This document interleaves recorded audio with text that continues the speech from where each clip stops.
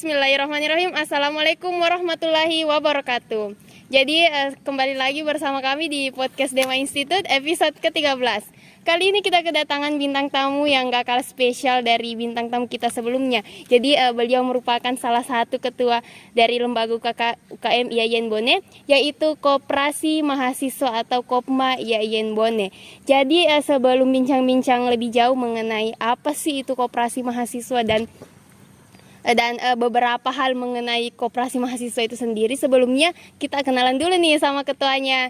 Jadi selamat datang Kak di podcast kali ini.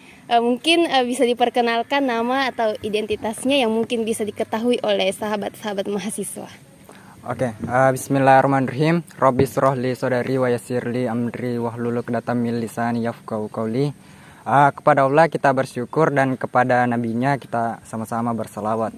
Allahumma sholli alaihi wasallam. Sebelum itu saya ingin mengajak teman-teman untuk mengajak tentang apa yang menjadi identitas selaku organisasi koperasi mahasiswa. Oke. Ketika saya mengatakan salam sejahtera, kita menjawab salam.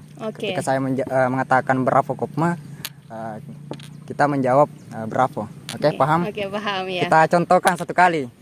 Salam sejahtera. Salam. Bravo Kopma. Bravo. Oke. Sekilas terkait tentang identitas koperasi. Perkenalkan, nama saya Arman, Prodi Manajemen Pendidikan Islam Fakultas Tarbiyah, dan alhamdulillah sekarang saya semester 7. Dan beralamatkan di Jalan Hussein Jedawi. Iya. Mungkin itu sekilas. Nah, jadi sahabat-sahabat mahasiswa, jadi nama dari Ketua Umum Koperasi Mahasiswa Kopma IAIN Bone yaitu Kak Arman. Jadi untuk sahabat-sahabat mahasiswa yang mungkin bertemu di jalan atau di kampus, jangan sungkan untuk menyapanya. Jadi setelah kita mengetahui identitas dari Ketua Umum Koperasi Mahasiswa, selanjutnya kita akan bertanya-tanya nih tentang apa sih itu Koperasi Mahasiswa. Khususnya Kopma IAIN Bone. Apa sebenarnya itu Kopma, Koperasi Mahasiswa? Namun sebelum kita membahas terkait tentang Koperasi Mahasiswa, kita perlu tahu dulu apa sebenarnya itu koperasi. Di pikiran kakak koperasi itu apa? Kalau di pikiran saya koperasi itu mungkin identik lebih ke yang paling banyak uangnya gitu ya. Paling banyak uangnya. Oke, kalau diidentikan bahwa koperasi itu paling banyak uangnya, semua orang maupun mempunyai uang. Oke? Sepakat. Namun koperasi, kata koperasi itu berasal daripada bahasa Inggris, yang itu cooperation. Artinya bersama, sedangkan operation adalah usaha. Jadi bisa disimpulkan bahwa koperasi itu adalah usaha bersama. Itu garis besarnya. Namun kita kenal sebagai Wakil Presiden Republik Indonesia Muhammad Hatta. Beliau itu dijuluki sebagai Bapak Koperasi Indonesia, atau sering dikenal sebagai Bung Hatta. Beliau pernah ditanyakan salah satu rakyatnya pada saat itu, beliau ditanyakan bentuk perekonomian yang cocok untuk bangsa Indonesia itu seperti apa sebenarnya. Kan itu yang ditanyakan. Namun beliau menjawab bahwa bentuk perekonomian yang cocok untuk bangsa Indonesia itu adalah bentuk usaha bersama yang berasaskan kekeluargaan. Namun Bung Hatta pada saat itu menegaskan bahwa usaha bersama di sini adalah dalam bentuk koperasi. Itu sekilas tentang koperasi.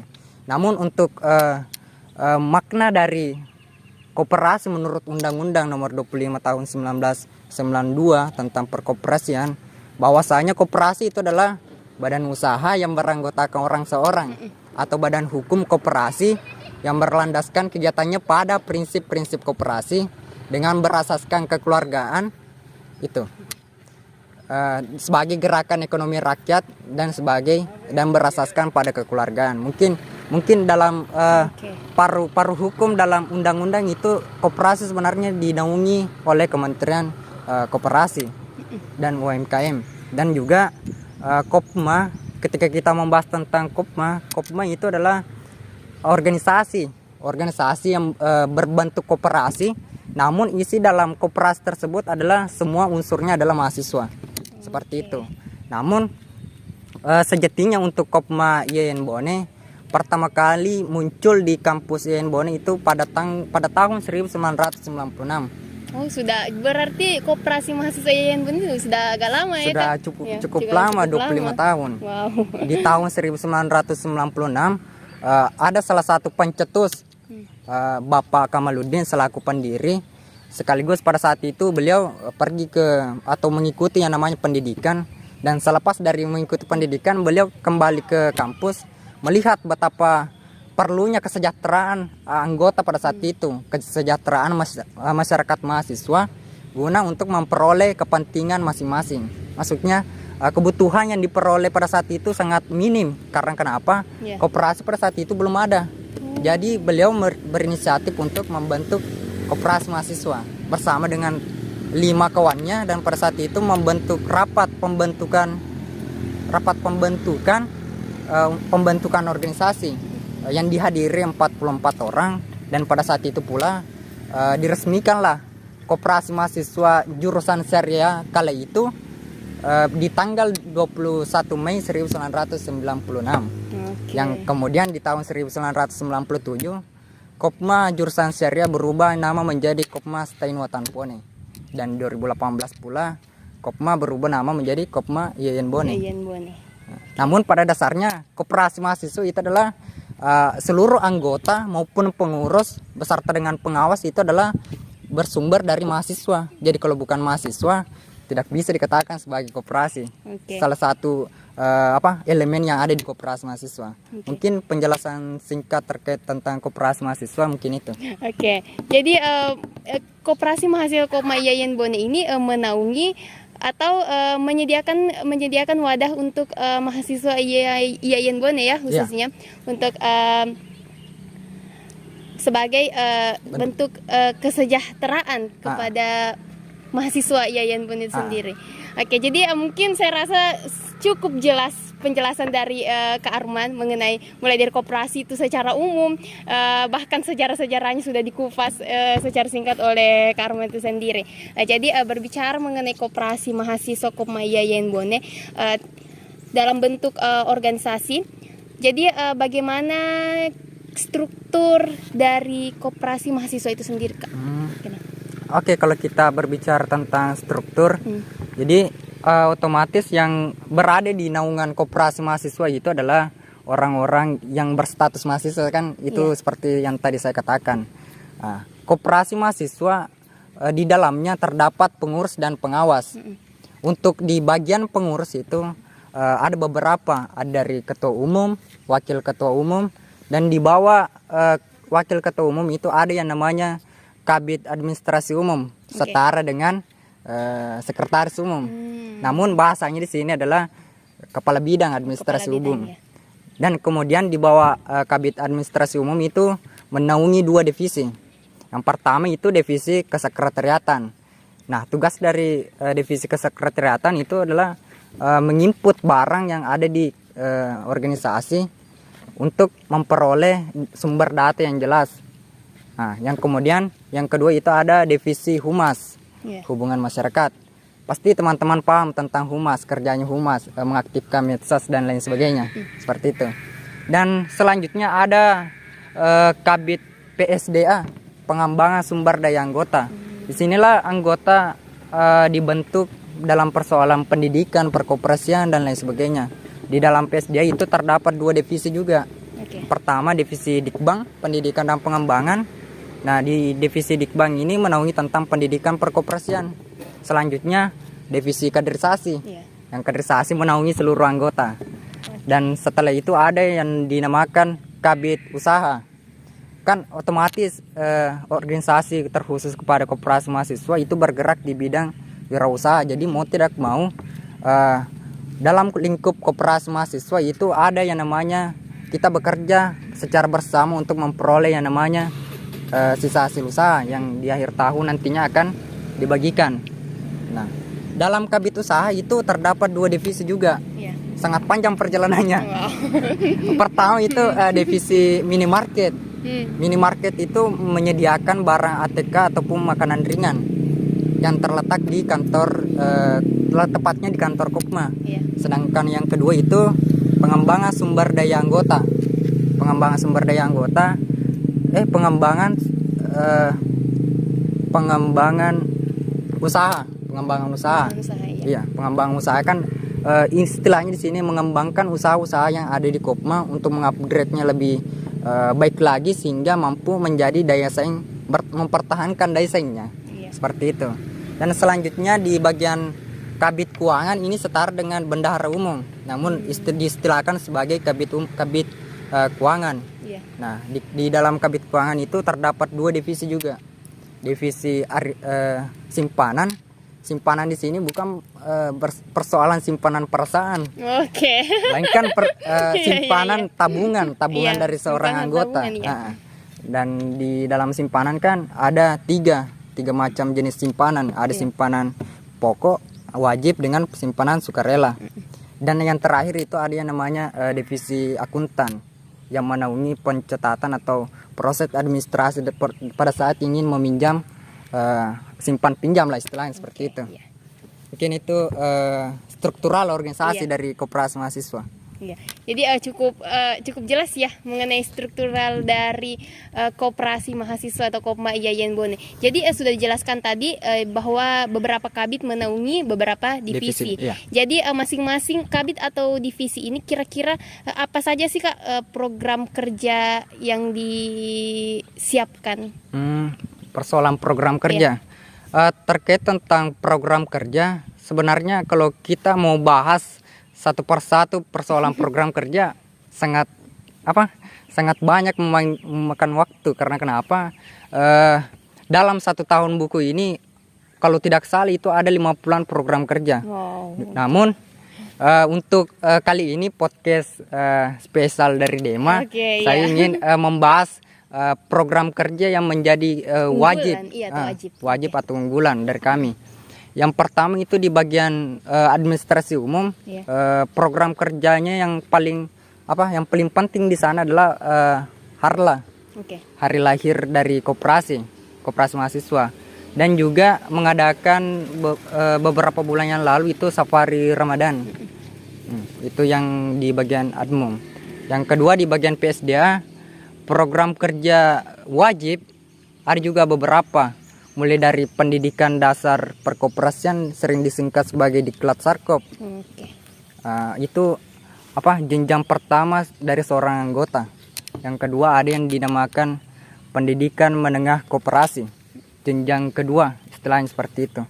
S2-nya katanya. Oh iya. Katanya teman-teman. Oke. Terus ada kajian, tetap kita mengadakan kajian karena di PSDA berkaitan tentang sumber daya manusia. Jadi pengembangan pengetahuan dan soft skillnya lah. Untuk di bagian usaha ini yang paling banyak sebenarnya. Iya. Untuk program kerjanya itu paling banyak dari segi usaha, mulai dari kantin, tenan, Kriya Kopma, Basar Wisuda, Kopma Bookstore, Kopma Sale, dan minimarket. Banyak sebenarnya. Oke, iya. Mungkin sekilas untuk di bagian usaha, namun di bagian keuangan itu kami di Kopma tetap mengadakan program kerja simpan pinjam. Jadi ketika ada teman-teman yang ingin meminjam ataukah bahkan membutuhkan uang untuk membayar SPP, bisa datang ke Kopma. Seperti itu istilahnya, saling membantu lah. Oke. Untuk teman-teman yang ada di kampus Yayan Bone. Oke, jadi cukup menarik ya, banyak program kerja yang ditawarkan oleh koperasi mahasiswa atau Kopma Yayan Bone itu sendiri. Jadi ada sedikit pertanyaan dari saya nih Kak, apakah yang tidak tercover dalam anggota Kopma itu bisa juga melakukan simpan pinjam di koperasi mahasiswa? Untuk yang tidak tercover atau istilahnya bukan anggota, bisa, namun tetap ada jaminannya. Tetap mematuhi prosedur administrasinya. Entah itu dalam persoalan administrasi tanda tangan dan lain sebagainya, itu tetap ada nunya. Oke. Jadi walaupun bukan dari anggota koperasi mahasiswa itu sendiri, juga bisa melakukan simpan pinjam ya Kak di Kopma Yayan Bone. Tapi dengan syarat dan ketentuan yang telah ditetapkan. Iya. Oke. Namun paling tidak begini, untuk syarat yang paling mutlak menjadi anggota koperasi itu adalah satu Ji, membayar simpanan pokok. Setelah itu sudah dikatakan resmi sebagai anggota Kopma. Oke. Gitu. Iya. Karena banyak macam-macamnya keanggotaan dalam koperasi mahasiswa sebenarnya. Oke, jadi cukup jelas ya untuk sahabat-sahabat mahasiswa. Jadi buat sahabat-sahabat mahasiswa yang ingin melakukan simpan pinjam, walaupun kalian bukan anggota dari koperasi mahasiswa juga bisa melakukan simpan pinjam, tapi dengan ketentuan yang telah disebutkan tadi oleh Kak Arman. Oke, selanjutnya nih Kak. Jadi sebelumnya kita sudah berbicara mengenai struktur, program kerja, dan juga hal-hal yang terdapat di koperasi mahasiswa. Selanjutnya ada pertanyaan nih Kak.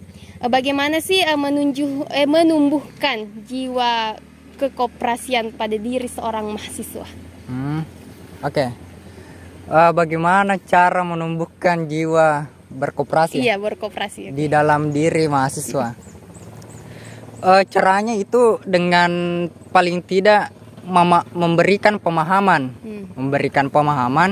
dan penyebar luasan media terkait tentang manfaat dari jiwa berkoperasi. Karena kenapa? Statement yang sering saya dengar bahwa dunia mahasiswa itu hanya sebatas belajar di bangku perkuliahan, bukan begitu? Namun pada dasarnya koperasi mahasiswa hadir untuk bagaimana caranya anggota mampu atau mahasiswa mampu sampai kepada dunia pekerjaan. Paling tidak begitu. Karena kenapa? Di dalam dunia pekerjaan itu beda dengan dunia organisasi atau dunia kampus. Karena kenapa? Dunia organisasi, dunia pekerjaan itu tidak bukan hanya persoalan pikiran yang dibutuhkan, melainkan skill dan keterampilan. Bukan begitu? Betul sekali. Namun sejatinya bahwa yang menjadi PR kita sama-sama sekarang itu bagaimana caranya anggota Kopma atau mahasiswa yang tercover di koperasi mahasiswa mempunyai ilmu pengetahuan atau menjiwa yang namanya jiwa berkoperasi, jiwa berwirausaha, jiwa ekonomi dan lain sebagainya. Dan perlu saya tekankan PR kita sama-sama bahwa seluruh mahasiswa pasti berpikir setelah kita selesai mau kemana? Ya, mau jadi apa? Mau gitu jadi apa? Kan pertanyaannya seperti itu. Namun paling tidak ketika itu yang kami laksanakan di koperasi mahasiswa tidak membahas persoalan kita mau kemana, mau apa. Namun yang kita bahas sekarang terkait tentang di Kopma, bagaimana caranya kita mampu membuat lapangan pekerjaan. Mungkin itu paling tidak seperti itulah. Namun untuk menumbuhkan jiwa dalam berkoperasi itu paling tidak kita harus pahami terlebih dahulu 7 prinsip dalam berkoperasi, 7 prinsip koperasi. Itu sangat itu sangat identik dengan koperasi sebenarnya. Kalau belum paham tentang 7 prinsip koperasi, belum bisa dikatakan orang yang menjiwai koperasi. Itu mau dijelaskan atau? Oke, mungkin bisa disebutkan 7 prinsip koperasi itu. Yang pertama itu keanggotaan bersifat sukarela dan terbuka, tidak adanya paksaan dalam masuk keanggotaan. Yang kedua, pengelolaan dilakukan secara demokratis. Dalam berorganisasi semuanya dilaksanakan secara prosedur yang ada, tidak memandang warna dan lain sebagainya. Yang ketiga, pembagian SHU yang sebanding dengan besarnya jasa masing-masing anggota. Nah, di akhir tahun itu ketika di akhir tahun pasti ada yang namanya sisa hasil usaha yang nantinya akan dibagikan pada seluruh anggota ketika kewajibannya sudah ditunaikan. Yang keempat, pemberian balas jasa yang terbatas terhadap modal. Yang kelima, kemandirian. Maksud dari kemandirian tidak ada intervensi dari pihak manapun. Yang keenam, pendidikan koperasi. Nah, ini sangat menunjang ketika belum mampu mengikuti yang namanya pendidikan koperasi. Bisa saya katakan belum bisa menjiwai lah dari sikap berorganisasi terkhusus kepada koperasi mahasiswa. Yang ketujuh ini yang paling penting, kerjasama antar koperasi, relasinya yang pokok. Oke, Mungkin itu. jadi jelas sekali ya sahabat-sahabat mahasiswa apa yang disampaikan oleh Kak Arman selaku dari Ketua Umum Koperasi Mahasiswa atau Kopma IAIN Bone. Jadi setelah kita membahas mengenai Kopma, selanjutnya kita melangkah nih Kak mengenai tentang kampus kita khususnya Tentang IAIN kampus. Bone. Iya. Jadi menurut Kak Arman sendiri itu bagaimana kebijakan-kebijakan kampus kita saat ini? Berbicara tentang kebijakan, Iya. otomatis kita berbicara tentang regulasi yang ada. Oke. Yang saya amati bahkan sampai sekarang kan sudah ada beberapa podcast yang dilakukan oleh Dema beserta dengan ketua atau komandan yang lain. Sudah dibabak habis lah istilahnya seperti itu. Namun yang saya amati sekarang itu terkadang ada regulasi atau kebijakan yang dikeluarkan oleh kampus itu tidak regulasi tambahan, aturan tambahan. Karena kenapa? Ketika kita tidak menghadap, kita tidak pernah tahu aturannya yang ada. Iya. Itu seperti itu. Namun tidak adanya juga persoalan sosialisasi terkait tentang kebijakan-kebijakan yang dikeluarkan oleh kampus. Yang kedua itu persoalan miscommunication dengan salah satu pihak dengan pihak yang lain, tidak usah saya sebutkan namanya. Iya, oke. Karena saya pernah dapat itu. Beda yang dikatakan yang satu, beda juga yang satunya. Kan agak membingungkan. Iya. Dan juga persoalan UKT. UKT sebenarnya itu kan diperuntukkan untuk memenuhi kewajiban mahasiswa untuk mendapatkan hak dari mahasiswa. Bukan begitu? Iya. Nah, namun yang saya lihat kenyataannya terkhusus di kampus saat itu sangat rendah sekali terkait tentang fasilitas yang didapatkan mulai dari kipas angin, kursi dan lain sebagainya. Itu. Dan yang paling parahnya kepada Kopma IAIN Bone, alhamdulillah sekarang sudah new normal. Iya. Jadi bisa dikatakan bahwa sekarang agak mendingan dengan yang sebelumnya. Karena kenapa yang saya lihat yang dulu itu ketika kampus ditutup, kami sangat resah sebenarnya. Iya. Banyak program kerja yang tidak jalan lah. Apalagi kita organisasi profit, organisasi yang menghasilkan. Iya. Otomatis semuanya terbengkalai. Itu kebijakan beberapa yang saya sebutkan terkait tentang kebijakan kampus. Oke, jadi banyak ya hal-hal yang menjadi kendala khususnya yang didapatkan oleh sebagian besar dari ketua atau komandan UKK UKM, khususnya pada saat COVID-19 kemarin yang menyebabkan kampus ditutup. Jadi banyak kegiatan-kegiatan yang mungkin terkendala ya Kak. Jadi menurut Karman, jadi harapannya untuk kampus IAIN Bone ke depannya. Harapan, namun tadi persoalan kebijakan tadi saya bahasakan seperti itu, mungkin sebanding dengan nama pergantian kampus ini terjadi. Mungkin banyak kebijakan yang dikeluarkan itu sesuai dengan apa semestinya beriringan berjalan bersama terkait tentang nama peralihan kampus. Mungkin itu tadi. Namun untuk harapan saya selaku ketua umum Kopma, tidak lama lagi saya akan digantikan dengan teman-teman. Yang saya harapkan lah, yang pertama itu dari kampus saya menginginkan yang namanya support dari pihak kampus. Karena kenapa koperasi mahasiswa yang ada di luar Bone itu mampu lebih berkembang karena apa? Karena lebih banyak supportnya pimpinan kampus kepada kami. Itu paling tidak itu. Yang kedua, saya mengharapkan banyak kepada kampus agar kiranya mensuplai seluruh mahasiswa IAIN Bone untuk bergabung di koperasi mahasiswa. Itu catatannya.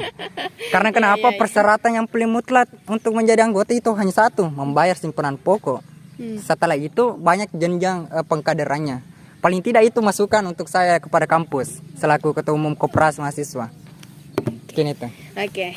Jadi sebelumnya kita sudah membahas ya mengenai kampus, kebijakan-kebijakan dan harapan-harapan yang diinginkan oleh Ketua Koperasi Mahasiswa atau Kopma IAIN Bone.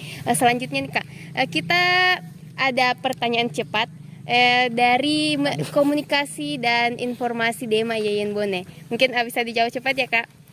Pertanyaan pertama, Pilih jadi ketua umum atau jadi anggota kader? Ketua umum. Oke, kenapa? Karena untuk menjadi ketua umum itu adalah anugerah. Oke, anugerah. Karena kenapa?